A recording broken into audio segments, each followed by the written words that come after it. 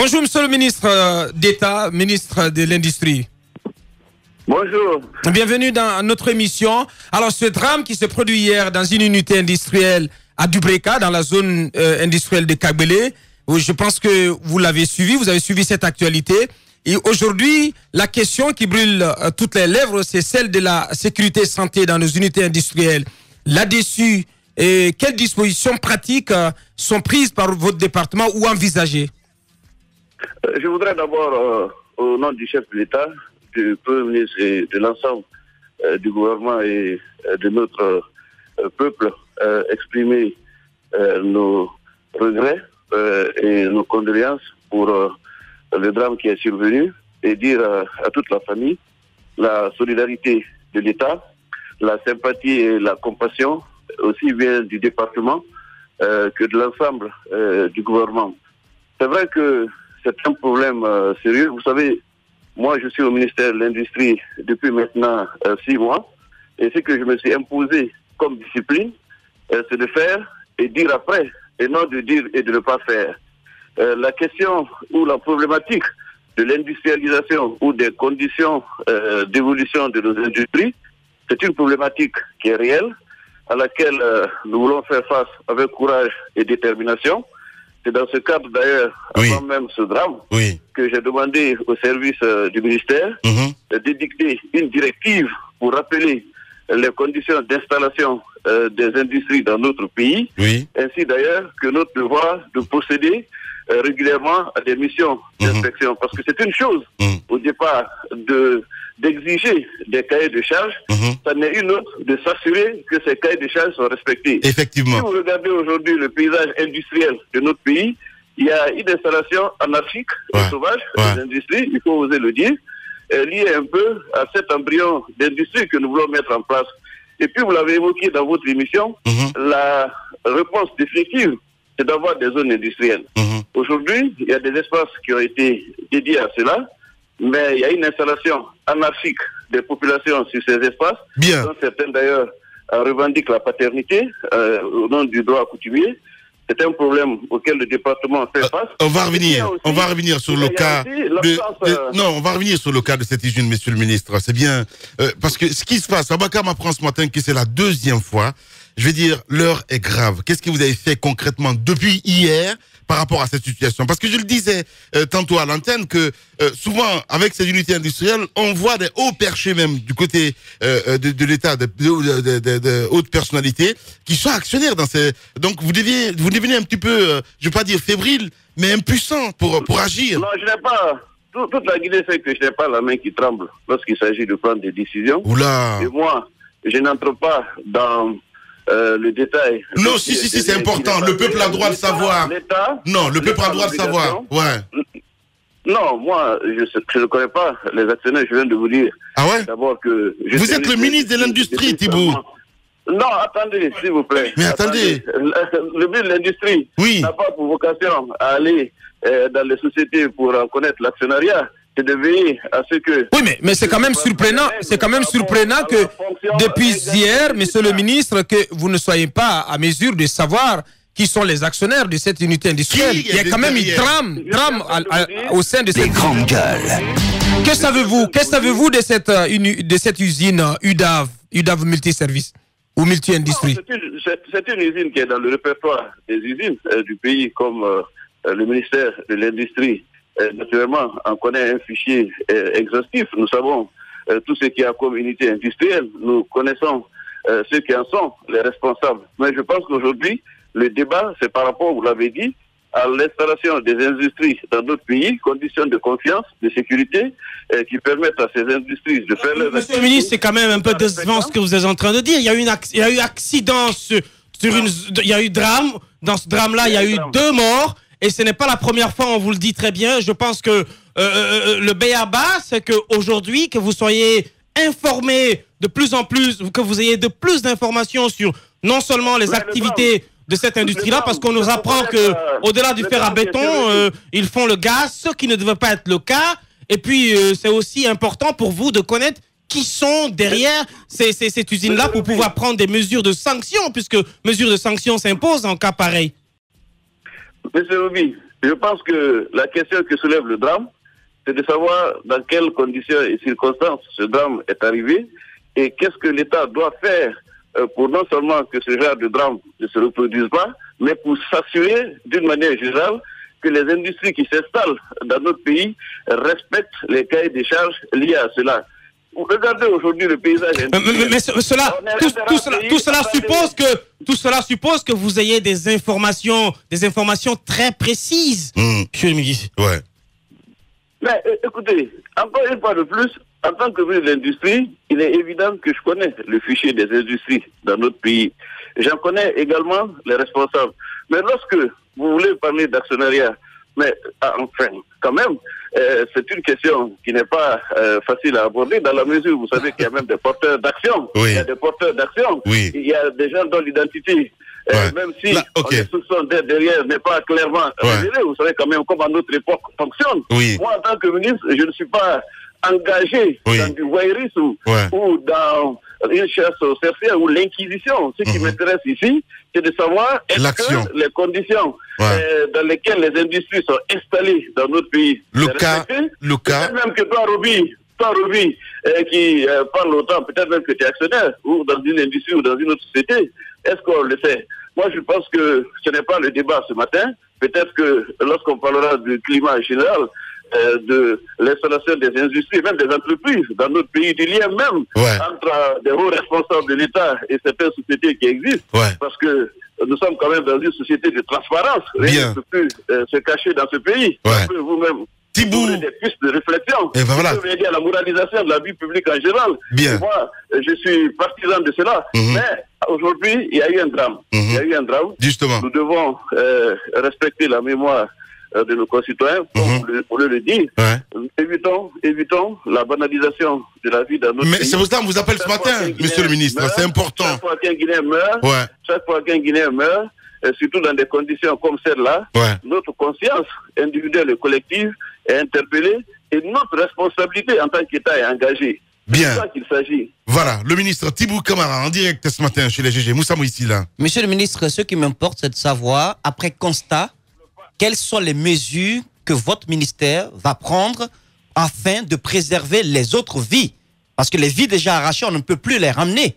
Mais au moins, qu'est-ce qui va être fait? Qu'est-ce qui sera fait concrètement sur le terrain, monsieur le ministre, afin qu'on puisse éviter ce genre de drame au sein de nos différentes unités industrielles, pour la plupart qui ne répondent à aucune norme? D'abord, il faut savoir que partout, malheureusement, où il y a une unité industrielle, où il y a une activité industrielle, il n'y a pas de risque zéro. Cela est clair, vous le voyez partout. Des accidents et des drames surviennent sur les sites industriels.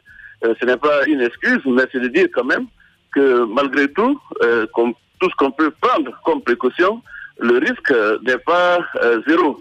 Cependant, ce que l'État peut faire et que nous nous attelons sans bruit, sans tambour ni trompette à faire, c'est de mettre de l'ordre dans le secteur.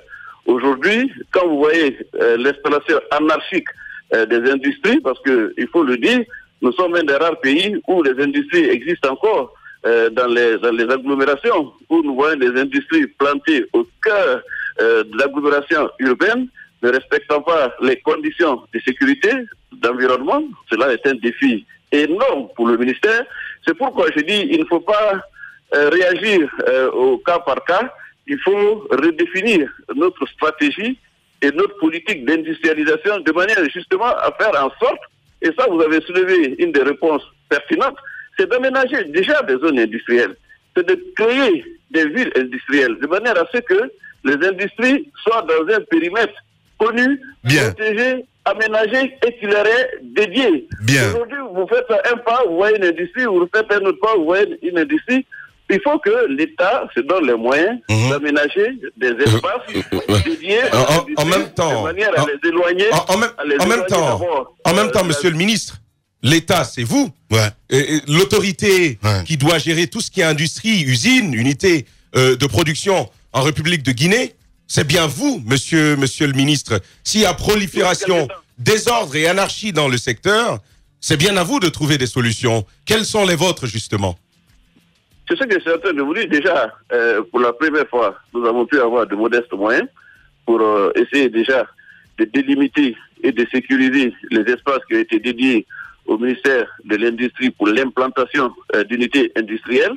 Nous avons signé un contrat pour la première fois avec le génie militaire pour ceinturer ces espaces. Une fois que cela est fait, essayer maintenant d'aménager, de viabiliser ces espaces de manière à ce que non seulement les nouvelles industries qui viennent puissent s'y implanter, mais que celles qui existent déjà et qui ne sont pas dans les endroits appropriés, ils déménagent de manière à ce que, justement, on mutualise les efforts et que les conditions standards reconnues de sécurité et de confiance puissent exister dans ces espaces. Alors, monsieur le ministre, maintenant pour ce cas précis, on peut bien revenir parce qu'il y a des trucs qu'on peut reprocher, n'est-ce pas, à cette unité industrielle.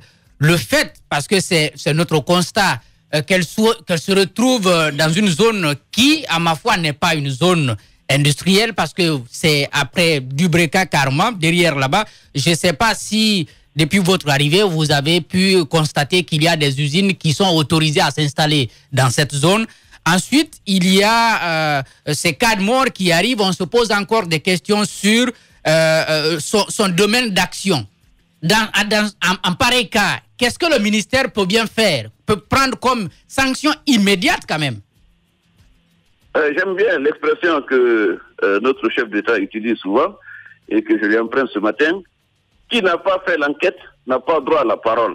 Ce drame est arrivé hier. Le minimum que nous puissions faire, c'est de déterminer les circonstances et les conditions dans lesquelles ce drame est arrivé.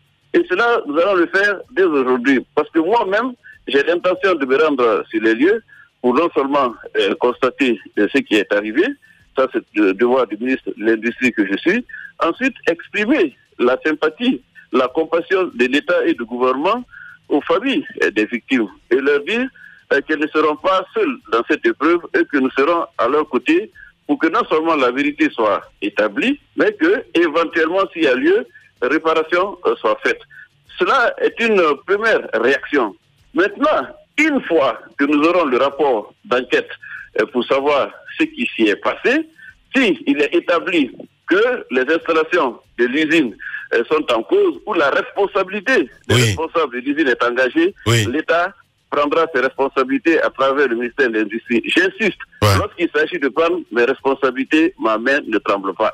Oui. Thibaut Camara, en direct, allez-y, Roby. Monsieur le ministre, vous êtes au courant qu'à Conakry, il y a des appartements, quand vous les voyez d'apparence, ce sont des villas qui sont réquisitionnées et dans lesquelles on stocke les bouteilles de gaz, c'est-à-dire ce sont des magasins de bouteilles de gaz. Je vais vous donner un exemple. Lorsque vous allez à Kipé, il y a une villa qui jouxte une église où dansent les fidèles tous les dimanches. Pour l'instant, c'est Dieu qui les sauve. Et dans cette villa-là, il y a beaucoup de bouteilles de gaz qui sont stockées à l'intérieur. Merci, Roby, pour ta contribution citoyenne. J'espère que tu n'auras plus de détails, parce que c'est cela que nous attendons aussi des citoyens, de signaler à l'État tout ce qui leur semble anormal, aussi bien comme menace pour la sécurité de l'État que pour la vie des citoyens. Lorsque des faits de ce genre sont établis, encore une fois de plus, il importe et il incombe à l'État de prendre ses responsabilités et toutes ses responsabilités. Ce n'est même pas un cas isolé. Il y a beaucoup d'industries, entre guillemets, qui se trouvent aujourd'hui dans des maisons privées. Il y a beaucoup d'industries qui cohabitent dans un climat assez délétère avec les populations riveraines. Ce sont ces conflits que nous arbitrons souvent entre les populations riveraines et des entrepreneurs industriels qui installent leurs industries en plein centre-ville. C'est une politique globale liée à une situation alarmante, il faut oser le dire, et qui nous interpelle en tant qu'État et en tant que citoyen. Vous savez, la question de l'autorité de l'État, de l'ordre, de la discipline dans notre pays ne se pose pas qu'au secteur de l'industrie. C'est un vrai défi national d'amener nos concitoyens à se conformer aux lois et aux textes de la République pour leur propre sécurité, avant même la responsabilité de l'État. C'est un problème qui est vraiment commun à notre pays, dans la circulation, dans les activités, dans notre comportement, dans nos propos, vous le dites tous les jours. Les Guinéens n'arrivent pas à faire preuve de discipline, de conscience citoyenne, de sursaut patriotique. Et cela, l'État aussi rencontre comme difficulté lorsqu'il s'agit d'appliquer des politiques et des stratégies de développement. Comme je le dis souvent, la Guinée a besoin d'un redressement moral. Voilà. Tibou Camara, en direct ce matin, on va vous faire réagir sur cette actualité. On va pas vous n'allez pas vous échapper comme ça. Hier, le haut représentant du président de la République a jeté l'éponge. On vous a pas entendu. C'est votre meilleur ami. Monsieur le ministre, au-delà, il a fait le constat de sa collaboration pendant ces 3 années avec le chef de l'État. Il a dressé un véritable réquisitoire également contre le régime actuel. Votre analyse là-dessus? D'abord, je dois dire aussi bien le drame que la démission de M. Sidia Touré de ses fonctions de haut représentant. Tout cela est intervenu pendant que j'étais en mission au Maroc, au sommet qui était consacré au pacte mondial sur l'immigration et la migration ordonnée et sécurisée. Je suis rentré seulement au petit matin. Mais je voudrais simplement dire, parce que ça c'est un point de vue d'un citoyen qui n'est pas nécessairement engagé dans le débat que peut soulever un tel choix. Moi je ne parlerai même pas de décision, c'est le droit de chacun et la liberté de chacun à un moment donné de faire ce qu'il croit être juste et utile pour lui-même. Donc, je l'ai toujours dit, il y avait quand même cette difficulté pour le désormais ancien haut représentant, cette difficulté réelle de trancher un peu entre son appartenance à l'opposition et son adhésion à la majorité présidentielle. Mais je pense que le fait d'avoir démissionné de ses fonctions de haut représentant ne veut pas nécessairement dire qu'il a rompu l'alliance politique avec la majorité présidentielle, parce que lui-même l'a dit, l'accord électoral, par exemple, qui concerne Matoto, sera respecté. Donc, pour le moment, soyons prudents d'avoir démissionné de ses fonctions de haut représentant du chef de l'État ne veut pas nécessairement dire qu'il entre en conflit politique avec lui ou qui rompt l'alliance avec la majorité. Donc, soyons prudents et oui, je comprends. On est très prudent. On est très prudent. En clair, ce que je vous essaie de nous faire comprendre ce matin, c'est une stratégie. C'est ça? Reculer pour mieux sauter. Bon, écoutez, en politique, il n'y a pas de choix innocent ou de décision innocente. Il est évident que M. Sidia Touré, en faisant ce choix, sans doute, a dû juger le pour et le contre. Je ne connais aucun homme politique, surtout qui aspire à gouverner un pays, qui puisse poser un acte de manière innocente ou puisse faire un choix de façon désintéressée. Mais monsieur le ministre, quand même, un poste taillé sur mesure. On avait l'impression ces derniers temps que le haut représentant était devenu encombrant pour le président lui-même. Quand on est haut représentant et que... Parce que l'entourage du président est pollué. Exactement. Les conseils, on n'est pas consulté, on n'est pas écouté. Les avis ne sont pas... quelques avis qu'on émet ne sont pas pris en compte. Vous-même, à un moment donné, on vous accusait d'être un peu l'obstacle dans les pieds du haut représentant. Aujourd'hui, quand il va, est-ce que c'est perçu chez vous comme étant un salut, une libération, un soulagement? Sans langue de bois.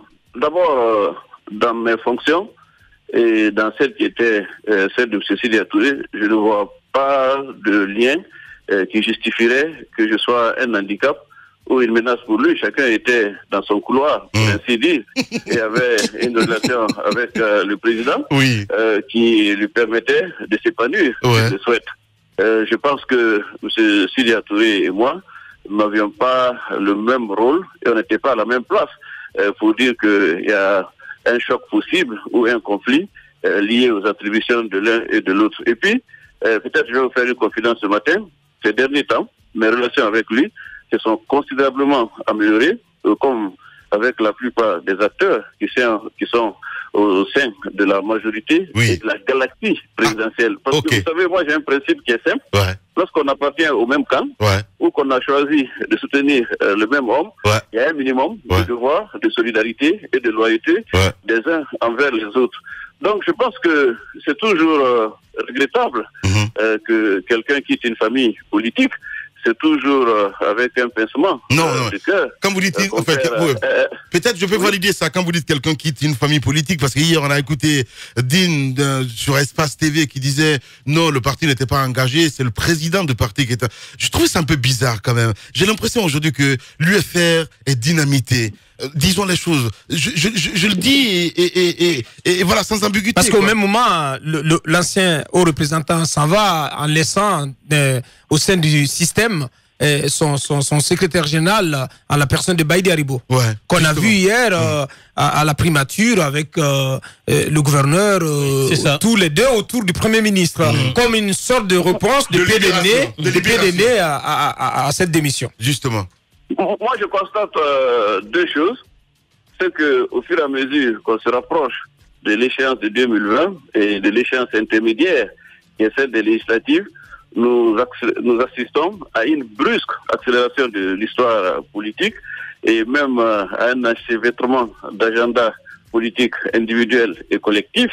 Et cette dynamique de recomposition, il est évident, touche le paysage politique en général, mais elle ne va pas épargner à l'interne les formations politiques. Parce que nous sommes à l'heure des choix, à l'heure de la vérité et à l'heure du positionnement, que ce soit au sein de la majorité ou de l'opposition. Donc je constate que c'est un phénomène qui de plus en plus va s'amplifier et va créer une effervescence aussi bien au sein de la classe politique en général que des formations politiques. Et puis la deuxième chose que je constate, c'est qu'il y a un mouvement politique qui est constant dans notre pays et qui touche aux élites, c'est qu'on quitte le pouvoir lorsque on a des raisons personnelles ou on veut faire des choix pour l'avenir, pour s'inscrire dans l'opposition, ou on migre de l'opposition vers le pouvoir. Donc aujourd'hui, c'est un mouvement dynamique d'une majorité à une opposition, d'une opposition à une majorité. C'est pourquoi je dis, pour le moment, c'est difficile de lire tout ça. Et vous venez de révéler un peu ce que Dean a eu à dire. Il est évident que cela laisse supposer ce que je viens de vous dire. Est-ce que la démission du poste de haut représentant du chef de l'État, de M. Sidya Touré, met fin au compagnonnage politique et à l'alliance électorale avec la majorité présidentielle? Ce débat, peut-être, se fera au sein de l'opinion et également engagera l'UFR à titre individuel ou collectif. Ouais. Bien. Thibaut Camara en direct ce matin sur les grandes gueules. Dernière question, Abakar. Je voulais peut-être lui poser une question sur les brasseries parce que j'en ai vu une dernière qui est née alors que les autres qui étaient installés sont à l'agonie. Je ne comprends pas ce choix donc fait par le gouvernement. Je ne suis pas non plus contre la nouvelle brasserie qui s'est installée, mais comment comprendre cette politique alors que la Bonagui, la Sobragui qui existait déjà sur le terrain ont des sérieuses difficultés donc à pouvoir se maintenir.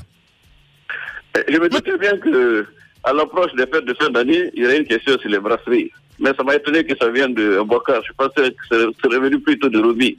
Parce qu'il y a beaucoup qui s'inquiètent qu'il n'y ait pas assez de brasseries ou que celles qui existent ferment. Rassurez-vous, il n'y aura pas de difficultés. Chacun pourra passer les fêtes de fin d'année dans les meilleures conditions possibles.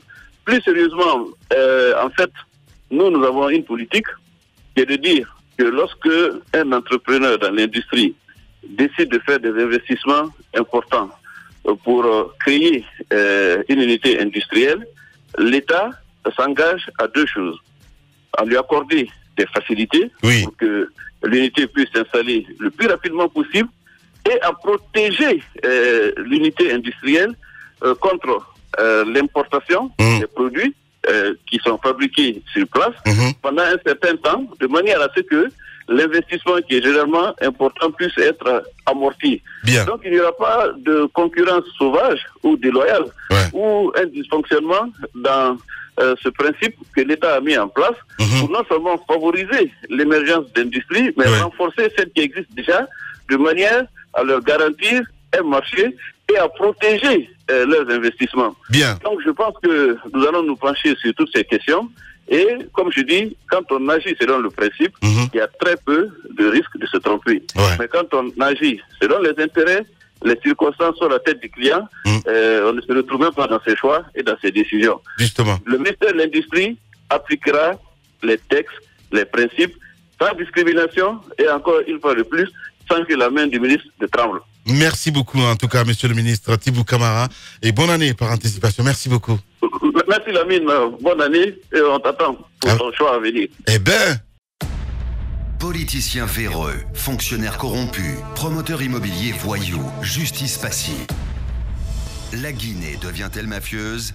Les grandes gueules d'Adafo Média ne lavent pas plus blanc, mais vous permettent de défendre votre pays en vous informant. Avec les grandes gueules d'Adafo Média, dénoncez les turpitudes, nous garantissons le secret des sources. Envoyez vos documents à espacefmguinée.info, rubrique Contact. Les grandes gueules d'Adafo Média ou le socle de la liberté d'expression en Guinée.